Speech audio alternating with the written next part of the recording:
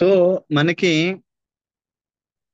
ఏది సప్రెస్ అయితే ఎలాంటి తత్వంలో వాళ్ళలోని ఈ గజిపొక్కులు సప్రెస్ అయితే ఏ ఇబ్బందులు వస్తున్నాయి అన్నది మనకి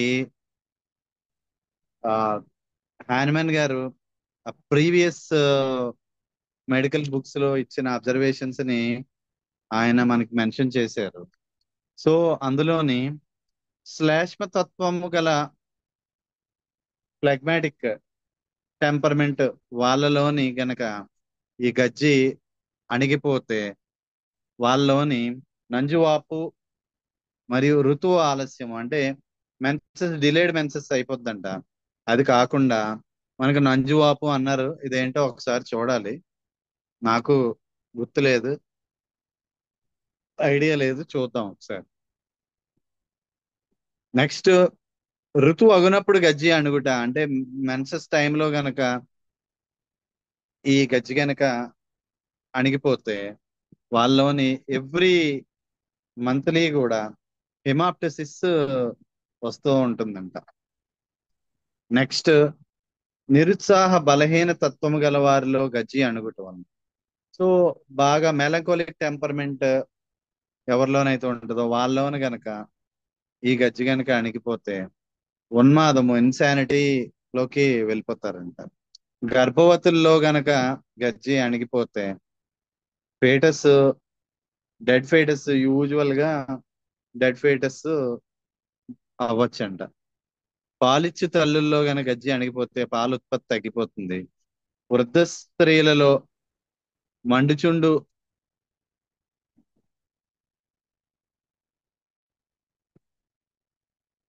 వృద్ధ స్త్రీలలో మండుచుండు బాధలతో చిక్కిపోతున్న వారిలో గనక గజ్జి అణిగిపోతే క్యాన్సర్స్ రావచ్చని చెప్తున్నారు అన్నమాట. సో ఇవన్నీ కూడా ఈ పై పేర్కొన్న వివిధ వ్యాధులను విచారించినచో ఈ సూచిత తత్వభేదముల నేపథ్యములో సోరా తగిన సమయ సందర్భముల్లో విచిత్రమైన ప్రత్యేకమైన వివిధ వ్యాధుల రూపంలో పరిణమించి పరిణమించునని స్పష్టమగుచున్నది.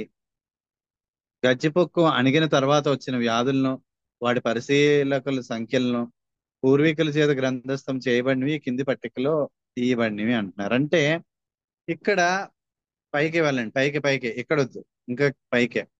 సో ఇక్కడ అన్నిటికన్నా మోస్ట్ మోస్ట్ ఇంపార్టెంట్ మనం అర్థం చేసుకోవాల్సింది ఏంటంటే ఆయా శరీర తత్వాలను బట్టి, ఒక్కొక్క మనిషి యొక్క తత్వాన్ని బట్టి, వాళ్ళ కాన్స్టిట్యూషన్లు బట్టి ఈ గజ్జిపొక్కులు సపరస్ అయిపోతే ఒక్కొక్కరిలోని ఒక్కొక్క రకమైన రకరకాలైన వ్యాధులు వాళ్ళకి తర్వాత వస్తున్నాయని మనకి అర్థమైందనమాట, అర్థమవుతుంది.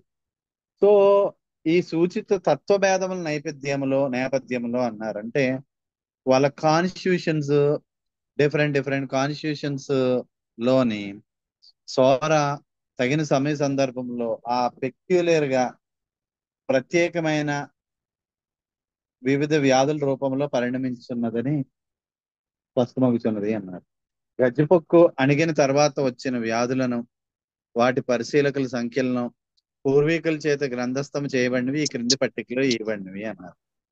సో ఒక్కొక్కరు అబ్జర్వేషన్స్ ఆ ప్రీవియస్ బుక్స్ ఏవైతే ఉన్నాయో ఆ బుక్స్ లోని ఈ గజ్జి సప్రెస్ అయిపోయిన తర్వాత వచ్చిన ఇబ్బందులు ఒక్కొక్కటి ఏ ఏ ఇబ్బందులు స్టార్ట్ అయ్యాయి అన్న దాని గురించి ఇస్తున్నారు అనమాట. ఒకటి మెయిన్ ఉపశమం. సో ఎక్కువ ఆస్తమా 5 మెంబర్స్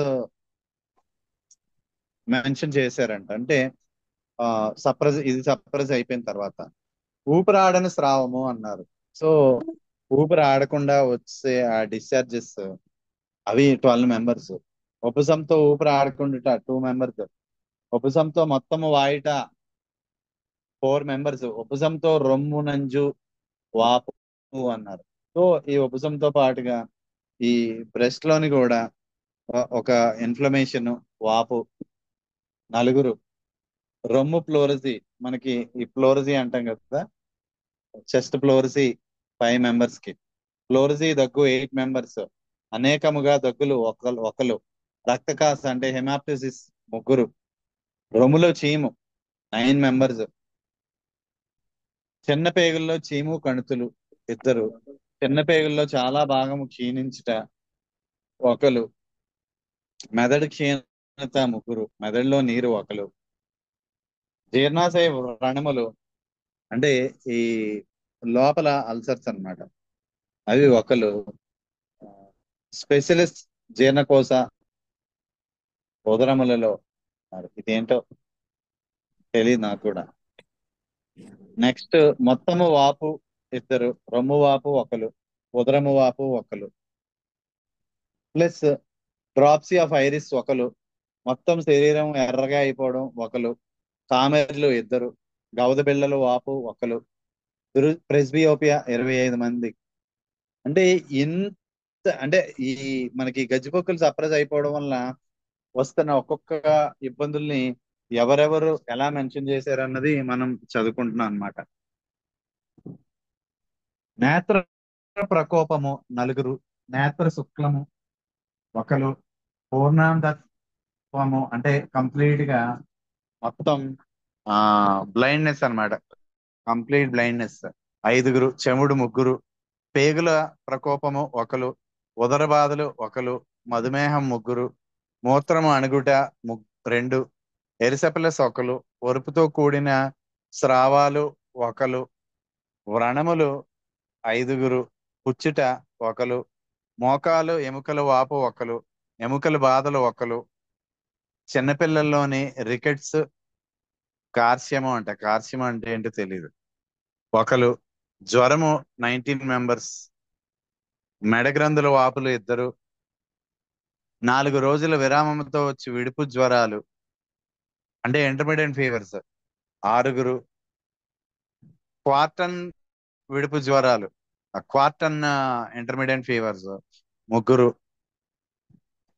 తల తిప్పుతో నీరసపడట ఒకరు, మూర్ఛలో వలె తల తిప్పుట ఒకరు, మూర్ఛ వలె వచ్చి తల తిప్పుట ఒకరు, ఈడ్పులు ఆరుగురు, మూర్ఛల్లోని ఈడ్పులు మూర్ఛలు, మూర్ఛలు అంటే ఈ కన్వల్జన్స్ ఇవన్నమాట 17 మెంబర్స్, మెదడు నాణాలు చిట్లుట ఒకరు, పెరాలసిస్ ఐదుగురు, మెలంకొలి నిరుత్సాహ దైన్యము ఒకరు, ఉన్మాదము 8.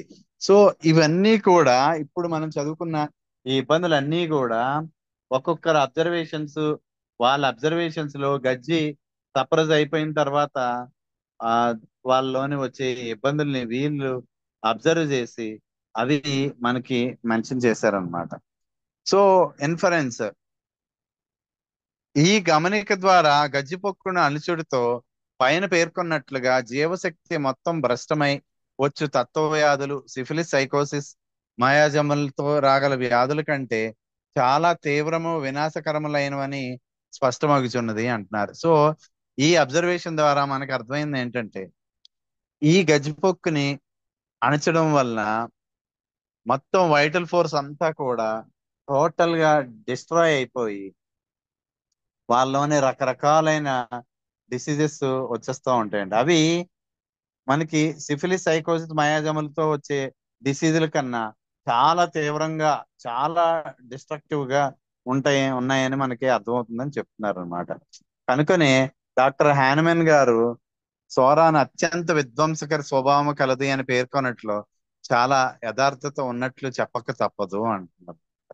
సో అందుకే హానమెన్ గారు Sora is most destructive and most dangerous అని ఆ పేర్కొన్న పేర్ పేర్కొన్నారని చెప్తున్నారు అనమాట. సో దీంతో మనకి పార్ట్ 3 కంప్లీట్ అయిపోయింది. సో ఐ హోప్ మీ అందరికీ బాగానే అర్థమైందని అనుకుంటున్నా. ఏంటంటే మెయిన్ గా ఇందులో మనం బాగా అర్థం చేసుకోవాల్సింది, చదువుకున్నది ఏంటంటే ఇది ఈ సోరా అనేది మయాజం ఏదైతే ఉందో ఆ మయాజము పూర్వం మనకి మెయిన్ గా మోస్ట్లీ అది హైలీ ఇన్ఫెక్షువస్ గా లెపరసీ రూపంలోనే ఉండేది పూర్వం. అది అలాగా తరతరాలు గడిచే కొద్దీ, సెంచరీస్ గడిచే కొద్దీ అది నెమ్మదిగా రకరకాలైన ట్రీట్మెంట్ వల్లనే కావచ్చు, ప్రీవియస్ గా మనకి ఈ లెపరసీ అనేది ఏదైతే ఉందో ఆ లెపరసీతో ఎఫెక్ట్ అయిన వాళ్ళందరినీ ఐసోలేట్ చేసి ఉంచడం వల్ల దాని స్ప్రెడ్డింగ్ ఎక్కువ అయ్యేది కాదు. కానీ తర్వాత తదనంతరం రకరకాలైన మందులు వాడి ఆ ఆ మందులతోని ఆ లెపరసీని సప్రెస్ చేసి అది చివరికి గజ్జి కురుపు కింద మారిపోయి అంత సింపులర్ ఫామ్ లోకి వచ్చేసి అది అప్పుడు అప్పటి నుంచి దాని స్ప్రెడ్డింగ్ చాలా స్పీడప్ అయిపోయి అయిపోయిందని మనకి అర్థమవుతుంది అనమాట. సో ఈ గజ్జిపొక్కు మళ్ళా ఆ లెపరసీ ఏదైతే ఉందో ఈ రెండు ఒకటే అని చెప్పడానికి కూడా హానుమన్ గారు చాలా అబ్జర్వేషన్స్ చేశారు. సో ఇందులో ఉన్న ఫీచర్స్ మళ్ళా ఆ లెపరసీలో ఉన్న ఫీచర్స్ ని రెండింటినీ కూడా ఆయన బేరీజ్ వేశారనమాట. రెండింటిని కంపేర్ చేయగా క్లియర్ కట్ గా ఆయనకు బాగా అర్థమైంది ఏంటంటే ఆ లెపరసీ ఏదైతే ఉందో ఆ లెపరసీలోని ఉన్న ఫీచర్స్ అన్ని కూడా ఈ చిన్నదైన ఈ గజ్జిపొక్కులోని పూర్తిగా ఉన్నాయి. So those two are one and the same. ఈ రెండు ఒక్కటే. సో ఈ రెండు అది అంత సివియర్ ఫామ్ లో ఉన్న లెపరసీ ఏదైతే ఉందో అది సింపుల్ ఫామ్ లోకి వచ్చి బీభత్సంగా స్ప్రెడ్ అయిపోయి ఒకరి నుంచి ఒకరికి స్ప్రెడ్ అయిపోయి మళ్ళా దాన్ని అణచడం వలన వా ఇంటర్నల్ గా చాలా భారీగా మనకి డిసీజెస్ పెరిగిపోయాయి అని మనకి చెప్తున్నారు అనమాట. అంతేకాకుండా మనం మనకి తెలిసిన ఈ సిఫిలిస్ సైకోసిస్ ఏదైతే ఉందో ఈ మయాజమ్స్ వలన వచ్చే డిసీజుల కన్నా ఈ త్వర ఏదైతే ఉందో దాని వలన చాలా వైటల్ ఫోర్స్ మొత్తం కూడా డిస్ట్రాయ్ అయిపోయి ఇంటర్నల్ గా డిస్ట్రక్షన్ వచ్చేసి అది మొత్తం ఆ మాయాజంకి లొంగిపోయి రకరకాలైన అత్యంత విధ్వంసకర వ్యాధులు మొత్తం కూడా వచ్చాయి అని మనకి అర్థం అవుతుంది అనమాట. సో ఇది main important history of the Sora అన్నమాట. సోరా యొక్క హిస్టరీని మనకి చాలా సింపుల్ గా మనకి చెప్పారు. ఇందులో భాగంగానే హానిమన్ గారు అబ్జర్వేషన్స్ ఏ బుక్ నుంచి ఏది అబ్జర్వ్ చేశారు అన్నదాన్ని కూడా మనకి ఇందులో మెన్షన్ చేశారు. అంటే ఈ గజ్జిపొక్కులు సప్రెస్ అయిపోయిన తర్వాత వచ్చే ఇబ్బందులు ఆయా ఆధర్స్ మనకి రాసిచ్చినవి అవన్నీ కూడా మనకి ఇందులోని మనకి మెన్షన్ చేయడం జరిగింది అనమాట. సో వీటిని మళ్ళా ఒకసారి మనం రివైజ్ చేసుకొని చదువుకుంటే మనకి ఇంకా బాగా అర్థం అవుతుంది ఏంటిది ఈ సో ఈ గజ్జిపొక్కులు సప్రెస్ అయిపోవడం వల్ల ఎంతెంత ఆ, భయంకరమైన కంప్లైంట్స్ లోకి వెళ్ళిపోతున్నారు ఆ పేషెంట్ అన్నది మనకి అర్థమవుతుంది. అందులోని రకరకాలైన డిసీజులు చూడండి మొత్తం మన A to Z బాడీ పైనుంచి కింద వరకు కూడా ఇబ్బందులు అన్నిటినీ మనం ఆ, ఇందులోని మనం చూడొచ్చు అన్నమాట. సో ఇంతటితో పార్ట్ 3 అయిపోయింది. రికార్డింగ్ స్టాప్ చేసేయండి.